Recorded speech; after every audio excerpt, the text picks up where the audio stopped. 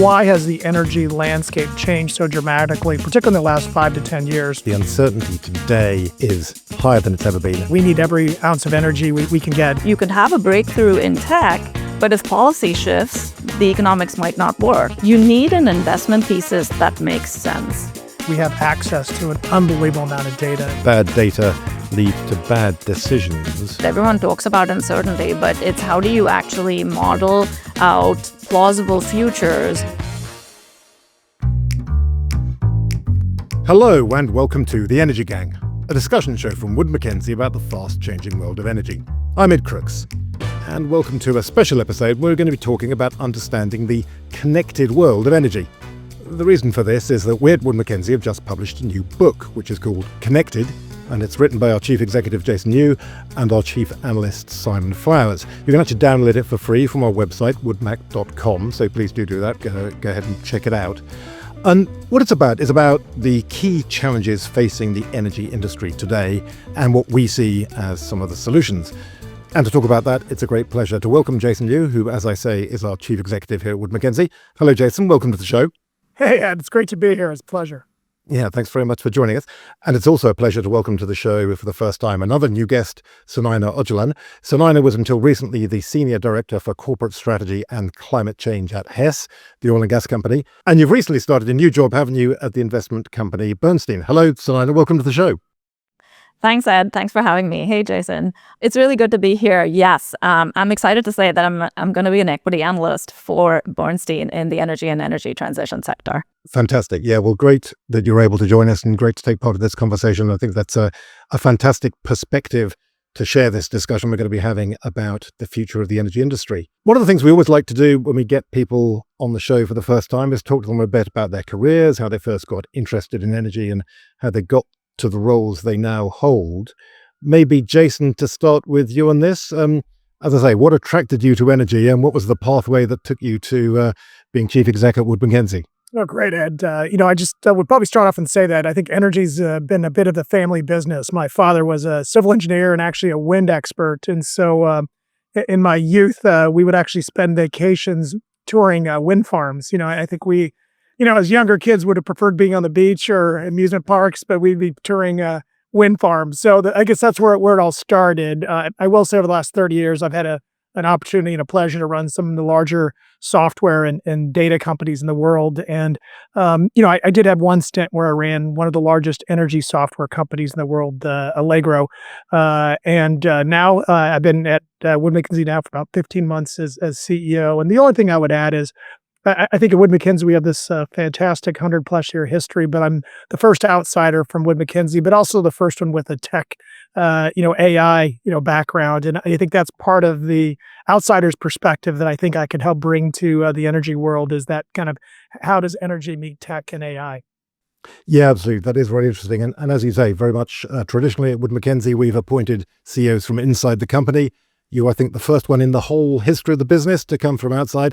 As you say, really interesting to bring that tech perspective, and that's definitely something we're going to be talking about on this show. Before we get to that, though, Sunaina, tell us about your career. So you spent a long time at Hess, didn't you? But what's your journey been? I was reflecting on this, Ed. I actually entered energy by accident. It was early 2000s. And I found myself with not one, but two electrical engineering degrees at a time when tech was crashing. Schlumberger was hiring. It was not a company that was on my radar, but oh well. And in hindsight, it was fantastic because it provided such a great foundation for understanding how complex and how large the energy system can be. I got into strategy through business school at Rice and did 6 years in strategy consulting in Boston before joining Hess. And at Hess, I've done various roles in onshore and offshore before joining corporate strategy and doing our climate change strategy as well. So I've moved around a lot, joined energy by accident, but stayed by choice. And then getting into energy research, energy equity research in particular, as you've been saying, that's kind of a new thing for you. So this is a new field for you to explore. It is, and I think it's more of a change in, it's more of like a shifting perspective for me. At Hess, I had the chance to shape energy and climate from the inside, and now it feels like a natural next step, because at Bernstein, I'll be analyzing the sector, a sector that I love, from the outside through more of the market lens and more of the companies. Energy transition, and I'm sure we'll talk about this as well, is at such a critical point. And I'm excited to bring my background in engineering strategy as well as climate and sustainability to help investors and companies really cut through some of the noise that's been there and identifying the opportunities as well as the risks that lie. Right, absolutely. So let's start off then by talking about the shape of the energy landscape. Maybe, Jason, get your thoughts on this then. So, as you say, you've been about 15 months leading Wood Mackenzie. When you think about the energy industry as it stands today and the challenges that it faces, what do you think are the biggest issues? Obviously, I wish my partner, Simon Flowers, and my co-author of the book had an opportunity to also chime in. But I think the way we laid out the context of this question in the book was a substantial kind of deep dive into why has the energy landscape changed so dramatically, particularly in the last 5 to 10 years. There's an incredible amount of additional complexity now, whether it be now the rise of energy demand, energy transition, or climate issues, coupled with now regulatory involvement and other pretty substantial changes around national security and others. And that has created a lot of additional complexity. And what also is kind of added to the mix is an enhanced amount of volatility. And so in the last year plus, myself and Simon have gone out and met with several hundred of our largest energy customers, and we met with the CEOs of these large energy providers. And we definitely started recognizing some patterns and almost like a zeitgeist that was happening in the industry, which was there was just a lack of predictability going on in the industry. And we heard that from multiple CEOs that felt like they could no longer predict the future. And we're not just talking about 5, 10, 15, 20-year outlooks. We're talking about predicting over a 6-month to 9-month period of time. And we ultimately came to the conclusion that the historical ways in which strategic planning and operational planning had to be fundamentally rethought. In fact, they arguably had been broke because of this volatility and complexity. And so the book is all really lays out the reasons why we ended up in a situation where the old paradigms don't work, and then our proposed solutions on what the new paradigm should be for planning and decision making, both strategic and operational. Yeah, I think that's really interesting. And I do think, people sort of seem to always say, oh, everything's very uncertain and things are more uncertain than they've ever been and so on. But I do think there are real grounds for thinking that the uncertainty today is higher than it's ever been. As you say, a lot of different kind of interrelationships, interconnections that didn't exist before that exist now. Just like the whole issue of climate, as you say, which is something that people didn't really think about in the energy business 30 or 40 years ago, is now very present still, despite everything. And then throw into that AI and what's happening, this kind of brand new world-changing technology, which is kind of evolving at such a fast pace. As I say, I think it's not just an empty thing to say uncertainty is greater than ever. I do think there's something really in that. Absolutely. I think, Ed, just to add, I think on a couple of the vectors that you mentioned, first of all, with the AI demand, I've been in countless customer meetings just recently, and one of the obvious questions is, what is AI demand going to be? Is it going to be the hockey stick increase, or is it going to be more tempered? And, with Wood Mackenzie, we're obviously doing everything we can to generate that type of output, whether it be our sensor data, but also, when you look at things like congestion queues and interconnection queues, there's a lot of ways that you can try to estimate that information. And then I think those are some of the techniques that we would say helps bring a little bit more clarity to some really important questions, because the impact is substantial when you're talking about that type of increase in load on our grid.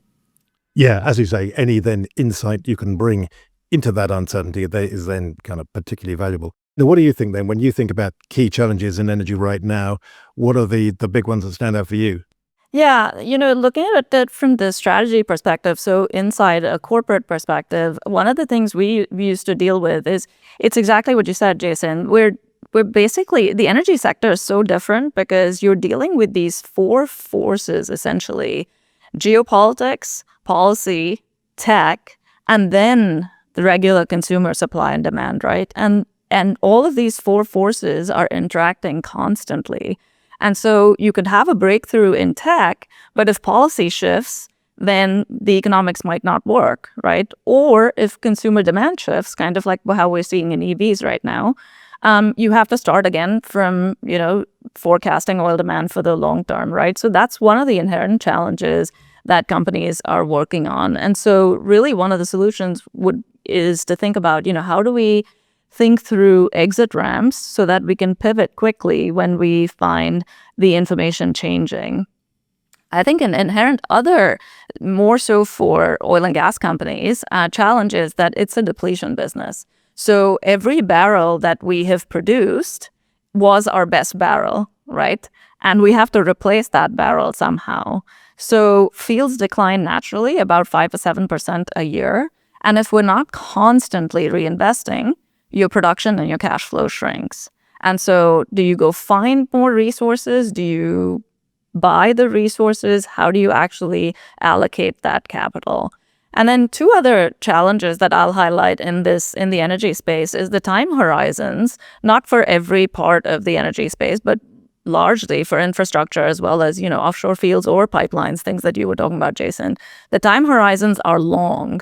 So you're making a decision thinking about a certain future, and that future might not exist when you're coming to FID, right? And then finally, in the commodity space, we're essentially price takers. We're not price setters. And that's the last part of that challenge. So it's an interesting dilemma. To maybe add what you're saying, just some real life customer stories. One is, we actually, did some analysis recently on some of the European majors and some of their obviously recent, over the last 3 to 4 years, decisions to obviously enter the power renewable space away from some of their core competency in oil and gas. And, unfortunately, there was obviously some less optimized decisions that were made. And we actually calculated the exact impact, and it was roughly about $80 billion in lost value with kind of suboptimal decisions made in that, in some of the investments they made. But also, I just was out meeting with one of the largest developers in the U.S. and the CEO. And, one of the biggest issues that they're dealing with is obviously with the changes in the Big Beautiful Bill. What does that mean to them real time from an investment and planning perspective? And even to a point now where they're considering options as gas, both trying to understand the price of gas because it has an impact on power, but also, gas powered, power plants obviously have a big potential impact on AI, generation, and so they need to understand that piece as well to make better decisions. So, but the world has obviously gotten a lot more complex, and the volatility is much more substantial than 5, 10, 20 years ago. Yeah, that's really interesting. And I want to pick up on something that you mentioned, Sunaina, earlier. You talked about the energy transition. You just mentioned the energy transition. I wanted to kind of just interrogate, I think, as they would say in academia, that use of words. Because, as you say, Jason, if you look at some of the decision-making that was taken by European oil and gas companies over the past kind of 5 to 10 years, there's clear value destruction there, as you say, that figure, $80 billion. And I think part of the reason for that was that kind of conceptual framework about whether there's a transition happening or not, and the sense that there was a kind of an inevitable transition and a progress away from fossil fuels towards low carbon energy, particularly towards renewables. So you could say, oh, well, the words we use, whatever we call it, don't particularly matter. But on the other hand, as I say, I do think it kind of creates a mental framework that then actually helps guide a lot of decisions. So, Jason, how do you feel about that language? And do you like to talk about the energy transition? Is that something you think is a useful kind of mental framework for what's going on? Yeah, I think what the way we tend to look at, and this has been pretty consistent with Wood Mac, for the last 5 to 10 years, is I do think Wood Mac has consistently said that we need every ounce of energy we can get. There's going to be constant need. There's an insatiable appetite of new things that need new energy. You've got still 7 billion people that are below kind of modern usage of energy. Roughly 2 billion people that are still using firewood right now is their main source of energy, and then an additional 3 to 5 billion above that are still not able to use full optimal amount of energy or electricity to power their daily lives. And so this demand is obviously coming online in the coming decades and will really serve to drive further increases in energy demand. And so, we've increasingly started thinking about the word energy evolution, that it's not a light switch, it's more of a dial, if you will, and that there will be continued usage of oil and gas products for many, many decades to come. But also we need to see more renewable type generation going on as well. Yeah, no, I agree with that. I think over the last 5 years, maybe 5 to 10 years, the thinking has evolved, right? And so energy evolution, energy addition, whatever you want to call it, energy growth is tied to GDP growth. And so if you break that out into how some of the myths have been busted over the last 5 years, it's kind of like what you said. I think people have aligned on the fact that it's not a switch and you can't just switch off hydrocarbons, right? But if you take every commodity, so oil demand has slowed down or is slowing down, roughly 1 to 2 million barrels a day growth over the last decade. It's probably looking at like 0.5 million barrels a day going forward, right? So it's growing but slowing. Gas demand, obviously, with everything you've mentioned on AI, but also onshoring of electrification, as onshoring of manufacturing, electrification, and more just cooling needs with climate change. That's gas demand. There's a ton of gas bulls out there as well. And then on the new energy side, I think it's interesting to think about what are some of the near-term technologies that are going to work, and then what are some of the technologies that are on the horizon that are probably more like a 2035-ish sector. Like, so for instance, solar and wind are obviously growing. Battery storage is great and is needed if we want to use more solar and wind. And we can talk about all of these as well. I think some of the capital that went into the clean technology side of things was probably chasing hype, was probably learning as well. So green hydrogen, for instance, not sure where that's going to go. But then nuclear is definitely going to be needed, right? And that will be more of a 2035. So I think there's more of an understanding of the fact that energy is really complex. We're going to need all sources. Some are more near-term and economic right now with and without subsidies, and some are more of the long-term, mid-2035-ish. I think we tend to think of the world as energy addition or energy evolution. And one of the reasons is kind of the balancing of those four really key, pillars. I think, unfortunately, there was kind of an oversteering on one of the pillar, which was climate. Climate is super important, but when you look at energy demand, it's not only AI, it's also the 7 billion folks in this world that are living, in levels of poverty and trying to, bring them up to a higher quality of life. But even when you look at regulatory, I think we all understand now that national security has become a big component of that regulatory piece. And so now I think what's really complicated the matter is trying to balance those four areas. And the other thing I would just add about what's made energy transition a little bit more, I think less of a relevant term, is the integration of all the energy components. They're all integrated. It's not, it's not siloed. And I think the energy transition view was everything's kind of siloed. And now I think everyone sees that the impact and the interdependence of each of the energy generation capabilities or oil and gas is all interrelated. And so we've got to think about it in a much more kind of holistic, integrated view rather than as in separate piece parts. And I'll just add to that, I think there's regional differences as well, right, Jason? So, for instance, I think, the over-indexing of climate probably was more of a European side of things. China is definitely focused on energy security, right? And so it's looking at a lot of the critical minerals work, a lot of the magnets that they're building, or manufacturing capacity that they're building is more from an energy security perspective. The U.S. has a really interesting opportunity, being resource rich, and also having companies that are responsible producers, and so wanting to do the right thing on the climate angle as well. So I'll just add that there are regional differences there. Yeah, no, that's very true. That's a really important point. As you say, there's differences. are very significant and persistent. Just going back to something you were just saying, Jason, it very much resonated with a lot of the conversations I've been having.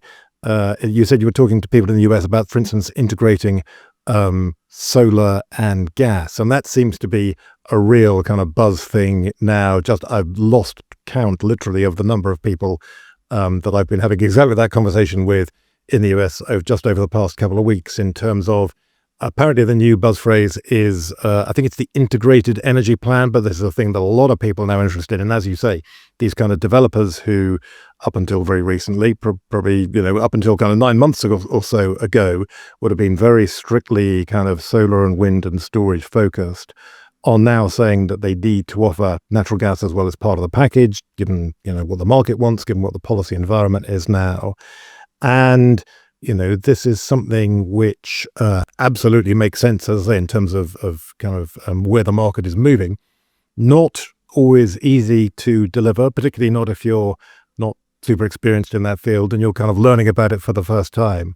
And that's just one very interesting little kind of micro example, as you say, of not so much sort of transition and kind of leaving one thing behind and moving to something else, but actually kind of trying to integrate the different technologies together. Yeah, absolutely. I think to your point, I've been in now several meetings recently in the power renewable space, and now everyone's trying to ramp up on being gas experts. So it's just really interesting to see, in these conversations. Yeah, very true. So Sunaina, I wanted to go back then to you on this, and just to think about, what that means in terms of decision making. And maybe just to tell us a little bit about your experience at Hess then. So this is oil and gas exploration and production company, had a interesting record if people know the history, but founded by Leon Hess way back, was originally in the fuel distribution business, diversified, then became a very, very successful upstream player, and in particular had this incredible success in Guyana, and it's got these massive fields which are very important now to future oil supply. So, but it was always very strictly an oil and gas company. When you thought about the energy transition and where it was going, how did that affect your decision making? Did you ever, for instance, think about investing in renewables? Was there something, or did you think about what it meant for the decisions you had to make in terms of the types of oil and gas assets you invested in? What did it mean to you? Ed, when we started, it was about 2019, right? And there were a bunch of net zero commitments coming out. There was a wave of net zero commitments coming out, and Greg Hill, who was our president, and John Hess, came to my team and basically said, figure out net zero. What does this mean? And we took our time to understand this space, because we're really good at our knitting, which is oil and gas, more oil than gas. And we were really focused on our portfolio and understanding the role of the assets in the portfolio, et cetera. And so when we started looking at net zero, a couple of things came to play, right? And we distributed sort of the solutions in three big pillars. How can we decarbonize our own operations? Are there technologies or additions in the adjacencies of our current assets that make sense for us to invest in? So new technologies like maybe CCS or even hydrogen, if that made sense. And then we knew that at some point there was going to also be a financial instruments angle to it. So offsetting what we can't decarbonize ourselves. And so when we started looking at each of those pillars, our decarbonization angle was the one that we could very systematically go after, because it's just basically building out a marginal abatement cost curve with all of your solutions and then going after it from an operational perspective. On the CCS side, as well as some of the newer technology side, like renewables as well, we looked at a bunch of different things, and we realized very quickly, and this is one of the learnings that we had, is to make a switch, and this probably goes to what you were saying, Jason, about the European majors as well. To make a switch of a business model, you need an investment thesis that makes sense, right? And we looked at our knitting and we said, can we actually move into some of these spaces? What gives us the unique advantage to move into some of these spaces? what gives, how are we actually going to create value down the line? How are we going to bring costs down the line? And then what portion of our portfolio can we actually invest in that space? And we very quickly realized that the most sensible solutions in order to decarbonize were solutions that were in adjacencies to our current assets, because we were really good in the Bakken. And so we started exploring what potential carbon capture in the Bakken would mean. We've got Asia, which is high CO2 assets, and we looked at, what does carbon capture mean? Again, carbon capture is similar in terms of skill generation, right, between oil and gas and CCS. And so, again, it's the adjacencies of the assets that we were looking at. Right, really interesting, and actually another great example of kind of interconnectedness between sectors, that you're in upstream oil and gas, but you realize you need to know about carbon capture as well, and that's something else you're going to be wanting to explore. So I wanted to talk a bit about data, Jason, because I know there's a big theme of yours, and you talk about bad data leads to bad decisions. You talk a little bit about what you mean by that, and what are some of the big issues in terms of energy data as you see them? Yeah, I mean, certainly we can, spend an hour on this, but I don't want to, put your listeners to sleep. But I think what I would say is that when you look at the topic of data, we're in a point in time now that we have access to an unbelievable amount of data, and we kind of see three traditional mistakes made with data. But the first is just the lack of using the amount of data. So when you looked at historical ways in which decisions were made, humans just tend to think very linearly. It's cause and effect, right? And so the amount of data they collect is a very small amount of data, and oftentimes misses correlations or interdependencies between data sources, because the human eye just doesn't see that, and so when you start looking at these machine-based programs, they just crunch massive amounts of data, and they start recognizing patterns or interdependencies that humans, don't see. And so when you look at the amount of data that's out there, Wood Mackenzie is arguably the largest proprietary aggregator of data in the market right now. We have the most proprietary data of anyone out there, and we see this as an arms race. And so we continue to do M&A to buy more and more data sources, and we see the data sources out there. And what you can see now is beyond kind of traditional ways of gathering data. You have everything from drones to, in our case, we have the largest sensor network worldwide where we track energy movements, power lines. We now have sensors now on hyperscaler data centers tracking energy usage. So this is really an incredible amount of data that's out there, whether it be drones, satellite, and sensor data that's being put into instrumentation with IoT, et cetera. So that is clearly one kind of thing, is the more data, the better. But the second thing is sometimes we see an over-reliance on synthetic data. And that's probably a little bit worth more of exploring, is that now every vendor out there or company says that they can use machine learning to estimate data, which I call synthetic data. It's really not actual data. And you find out it's only as good as its source. And you can't just trust that a vendor who says they have modeled this data is actually real data. I mean, I gave the example of sensor data. When you look at congestion, there are obviously ways that you can potentially approximate congestion via modeling, but it doesn't really, it's not any better than, and it's much worse than actually having the true sensor data. Another one, that we see at Wood Mackenzie is when you look at valuations. Wood Mackenzie has values on every energy asset in the world, whether they be solar, wind, oil, gas.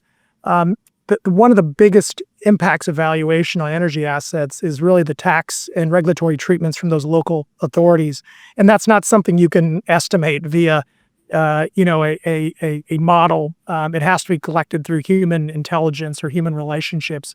So I'd say that's the second kind of big mistake. And the third one really is the lack of integration. As we talked about the book Connected, the data is connected, and understanding how the data you collect connects, whether it be, power data has to also understand what the impact of that is around EV or oil or gas. And that's another kind of, I think, fallacy or mistake that's being collected, is data still is being collected very siloed. That's very interesting. Yeah. So Sunaina, how do you think about this then? So you've been a user of data. You're a user. You were a user in one way, running strategy for Hess. You're going to be using data presumably in different ways, but not completely different ways, in your new role at Bernstein. What do you want from data, and what are the kind of the big problems that you encounter when trying to use data?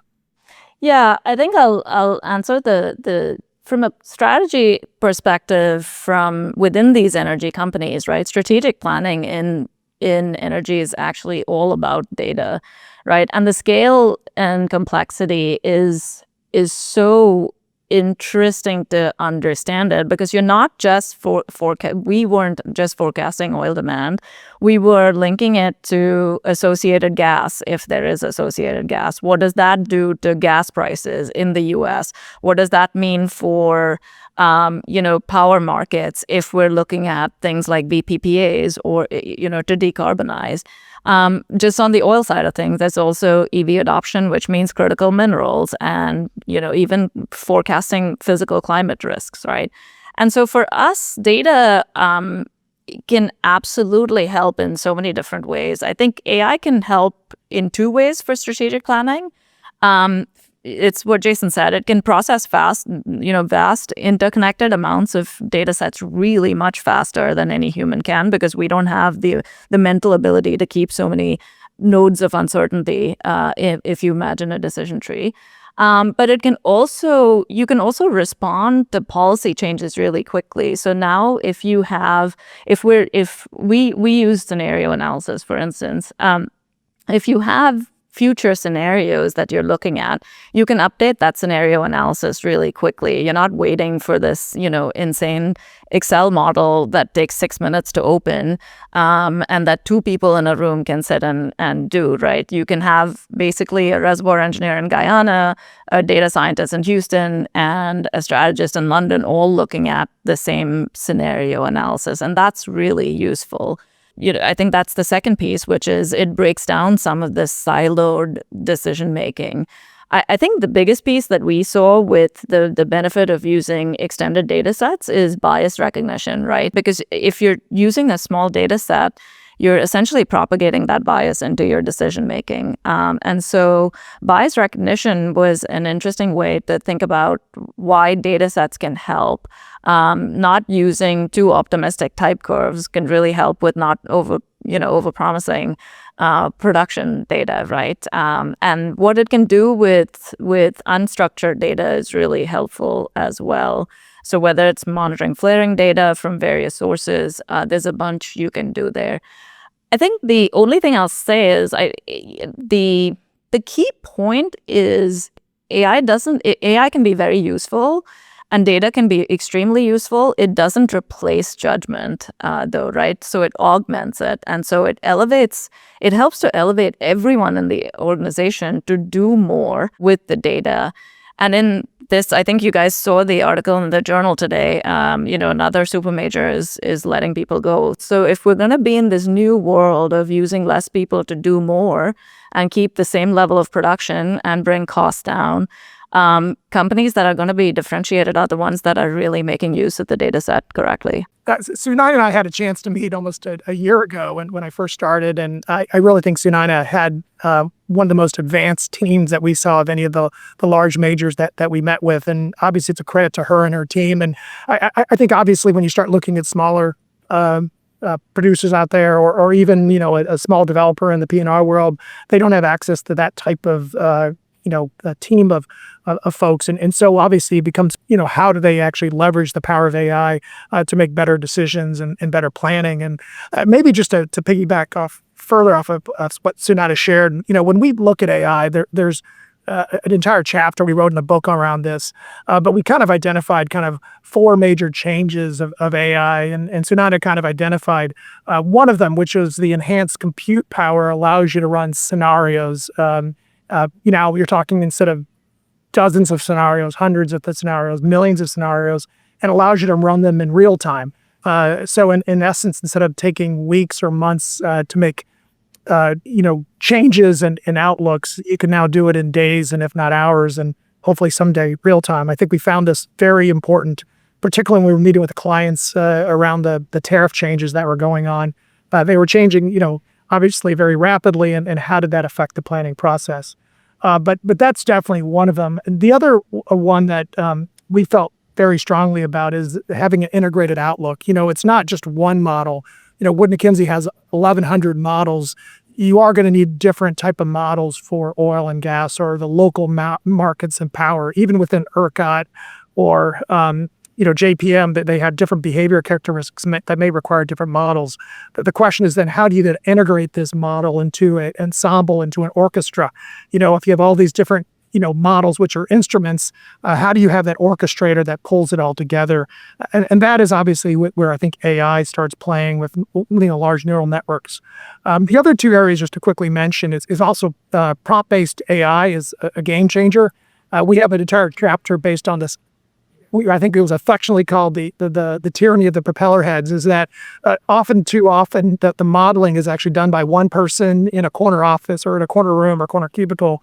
And now with prompt-based AI, you can actually have executives engage with that model real time, asking very simple questions like, what is the EV demand going to be if the price of oil drops to this? You don't have to ask a modeler to then run the scenarios, and 3 days later it appears. It's all done real time. And the last thing I want to maybe spend a second on, which is a pretty nerdy topic, is hypermodeling. So I won't go too much in depth, and our CTO could give a course on this, but the concept is historically modeling was done linearly via Excel spreadsheets. What increasingly you find is that the world is much more probabilistic, and as the world is probabilistic, it opens up now all sorts of different models, and there's infinite number of models you can use: tree models, recurring neural network models, TFT models. But what you find is that you're probably going to end up using different models for different use cases or scenarios. But what hypermodeling allows you to do is now you can use AI to test these models real time and run scenarios where you can actually use these AI to actually find the best model for you that best, predicts the outcome the best. And then you can actually use an AI suggested model to then be one of those instruments in the orchestra, which you then pull together into a full ensemble. And that's a game changer. Historically, you would have to test each model individually, manually, and now you can run these massive compute over millions of scenarios, and then find out which model best represents that particular scenario, and then pull it into a final orchestra. So, as I said, it's really fascinating what's going on, and it's happening real time and really game changing. Yeah, that is really cool. I have to admit that was a new word to me. Hypermodeling is not a concept I've come across before, so thanks for that. It's been educational, and as you say, very, very exciting potential. So, where are we with that then? Is there something we are using now? Something we will be using in the near future? Where's it got to? Ed, absolutely. AI is a substantial strategic investment for Wood Mackenzie. When I first started, we kicked off this initiative called Synoptic, which is really an umbrella term for all of our AI initiatives. We have multiple dozen now initiatives where we're embedding AI in our products to provide better insights and better predictive capabilities.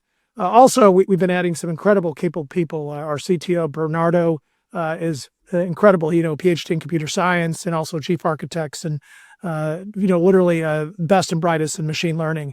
And all of this is really to help drive better tools and insights, which will make our human researchers even more capable in providing better insights to our clients. I think we're just about out of time. We should be wrapping it up soon. But just before we do then, so Jason, look, if people have been listening to this and people have been listening to you and find it convincing, and they think there's something going on here, what should they do? And what is your kind of advice to people then, if you are a decision maker in the energy industry, let's say? How should you be responding to this changing world? Yeah, first and foremost, I would just encourage them to go to www.woodmac.com and download the book. It's free, and it's a light read. It's about 90 minutes, and I think you're going to really enjoy it. It's a lot of really big, heady ideas that I think are a bit provocative, and will definitely, I think, get you to think a bit differently. But, outside of reading the book, the way we typically think about things is kind of we call the winning trifecta, which first and foremost is what Sunaina and I just talked about, which is people. Like, you have to have the best people. This is not, simple stuff, and finding the foremost experts is key. I think the second one, obviously, we talked a lot about data and using big data to help make better decision making. And the third one is leveraging tools like AI to help in that decision making. And the last kind of part of the trifecta, which really kind of is the big thing that captures everything, is that it's got to be integrated. What we would maintain, and I give this analogy whenever I meet with a customer, is the way you engage with your doctor is, and you try to get medical advice, is you could try to go to specialists on everything, or you could use a family doctor or use a concierge doctor. That's someone that can provide you a holistic view on things, can recommend specialists when necessary, but provide you that holistic integrated perspective. And we would recommend that's how you approach the energy world. Right now, the world is too siloed. There's too much of a reliance on specialists. And I would advocate this is not just at a corporate level. I'd also argue this is also at a government level, kind of an over-reliance on a lot of individual industry folks that have certain, policies they're trying to advocate for. So we think an integrated, holistic partner that can help you interpret and bring a holistic view is directionally a huge part of the advice that we'd recommend going forward. Yeah, that's a fantastic point. And as you say, it's very possible to see, I think, that kind of truly comprehensive understanding to kind of see all the different parts, see how they fit together, is sorely lacking in a lot of places, and definitely kind of people could benefit from seeing that picture more clearly. Maybe, Sunaina, final thought to you, in terms of that aspect, or just in general, in terms of what you think energy companies, what energy decision makers are going to need to do to be successful in this changing world. What do you think? What's it going to take to kind of deliver the results that people are going to want to see? Sure. I think I'll just double click on something that Jason said. And I think one of the things, we talked about scenario planning and scenario analysis a little bit. And I'll just probably, talk about that a little bit more. And I think one of the things that's going to really help companies is understanding the role of the assets, right? Because the benefit of scenario planning is not about predicting the future. It's looking at a plausible set of futures, right? And if we do that at the asset level, and you understand the role of each asset in the portfolio, right? So scenario analysis on the asset level, and then you take it up and you do the scenario analysis on the portfolio level to see how the entire portfolio behaves collectively, then the real value comes from sort of asking, across scenarios, what adjustments are you going to make on the portfolio level to achieve the best possible outcome, right? Because I think one of the things that the companies, energy companies, are challenged with, and Ed, you and I talked about this offline a little bit, is this short-termism, right? You're trying to basically, end up trying to meet every quarter, targets every quarter, but you're also trying to predict, what life is going to be 10, 15 years from now, so short, medium term. And so the understanding the role of the assets and then how they play towards the portfolio, that's really your strategy. And then the quarters just become a piece of communication, right? You communicate what your strategy is, and any missteps that happen, you communicate why those missteps happened, and you explain the role of each of the assets as part of the communication on the quarter, right? And I think that exercise, along with all of the data and the hypermodeling, we never did hypermodeling at Hess, but all of the hypermodeling that Jason talked about it really allows you to say, are there any clustered risks at the portfolio level? Are there any options that exist at a combined level? So it really, the power of scenario analysis just really gets enhanced with the data and AI tools that we now have. The companies that thrive are probably the ones that are going to embrace some of this uncertainty. It's what Jason said. Everyone talks about uncertainty, but it's how do you actually model out plausible futures so that when things change, you can quickly adapt, right? It's hydrocarbons for resilience, but also low carbon technologies for growth. and then using AI for quickly moving towards a new future. And I think winners are going to be folks who manage across all three of those pieces. Jason, did you want to say anything else for final thoughts? Oh, I think Sunaina, captured a lot of the sentiment, and kind of your point, Sunaina, about ultimately, becoming successful in an uncertain world. Part of it is getting better at predicting, but part of it is also getting more agile, right? So, I think that's another key that we probably didn't spend as much time is in this world of a lot of volatility and change, being able to be very agile and not just decision making, but operational is going to be key to future success. All right, thanks. And any final thoughts? Anything else we haven't talked about that you wanted to raise? Yeah, I mean, I think we obviously have talked about the need for better predictability and better scenario planning and better agility. But I do think there's a positive, there's a glass half full opportunity, which is, there will be well over $75 trillion invested in this energy evolution over the next several decades. And that presents massive opportunity for investment, growth, increased IRR for those that actually get it right. So I think if we embrace many of the topics that were discussed in this podcast and in the book, I think it really creates a massive opportunity for wealth creation for companies, individuals, and nations.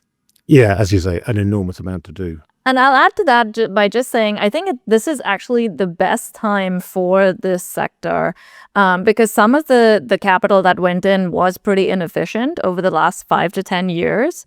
And it came from, various private sources, so philanthropy, family offices, etc. And now it's starting to move to public. And so, and I think there's a better understanding of the economics as well without the subsidies. So it's a great time. And I agree on that completely. Absolutely, yes. I remember when I first started getting into energy, whenever it was sort of 20 years or so ago, I found it an incredibly exciting industry then, and I think it's even more exciting today, as you say, for a lot of the reasons you've been talking about. So, unfortunately, we do have to leave it there, but it's been great talking to you. Many thanks, Jason. Well, thank you very much, Ed. Thank you, Sunaina. Yeah, Absolutely. Many thanks, Sunaina. Yeah. Yeah, thanks. And thanks, Jason. Congrats on your book. Yep. Absolutely. Congrats on the new role as well. Thank you. All right, thank you. Hope to talk to both of you again soon. Thanks very much to our producer, Dan Cottrell.